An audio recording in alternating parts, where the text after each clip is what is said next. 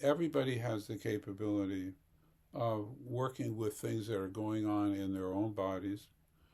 It's very, very helpful if people can interact with them while they're doing that so that they actually feel their bodies uh, in a different way.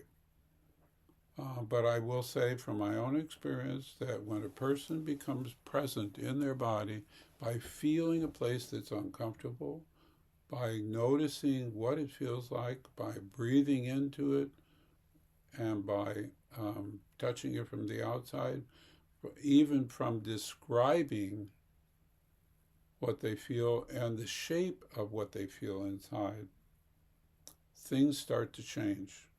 And that's because the body itself is the healer. The body basically helps the mind to change.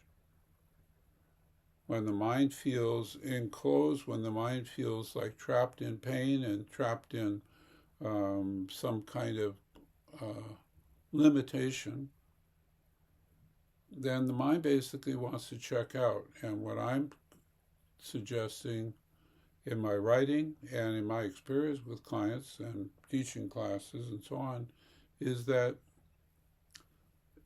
what we are trying to change is already available to us.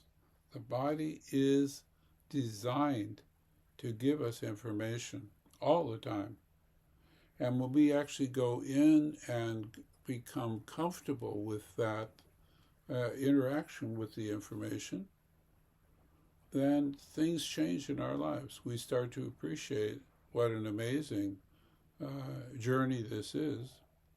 We start to actually, even in our elder years, we start to realize that there are gifts that we've been given that we barely have used them at this point in our lives.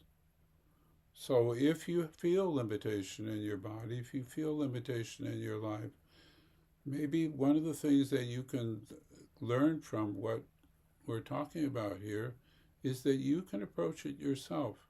If someone is helping you, that's even better.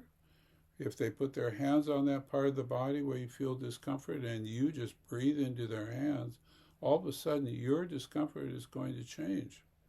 Why is that happening? It's not happening just because you're breathing in, it's because you're interacting with a fellow human being.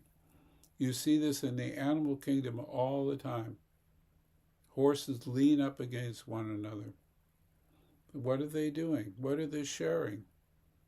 In a certain sense, there are two beings that are sharing the attributes of that life with one another.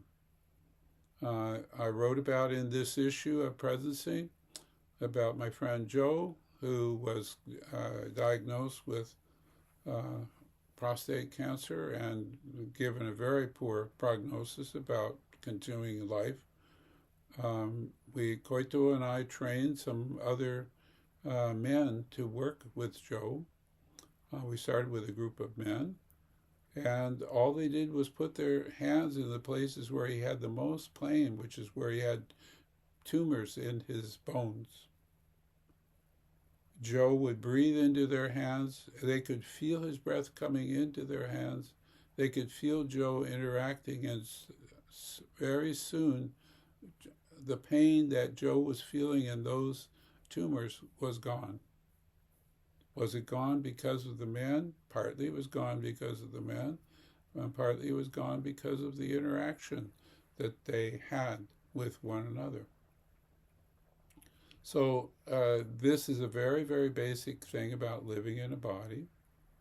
We take for granted the things that keep us alive: our heart, our breath, our body's ability to fight infection and disease, and so on and so forth.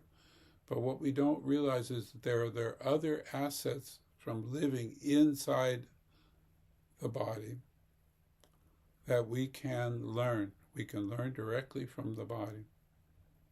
I would just add one more thing. The body is always in the present moment. Our mind is not in the present moment.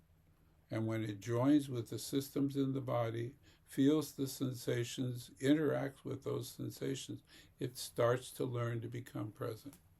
And that's the shift that takes place. The shift that takes place is away from fear, away from the drama that may be involved in what we're going through in our lives at this point. So blessings and love. Take care of yourselves, and to be continued.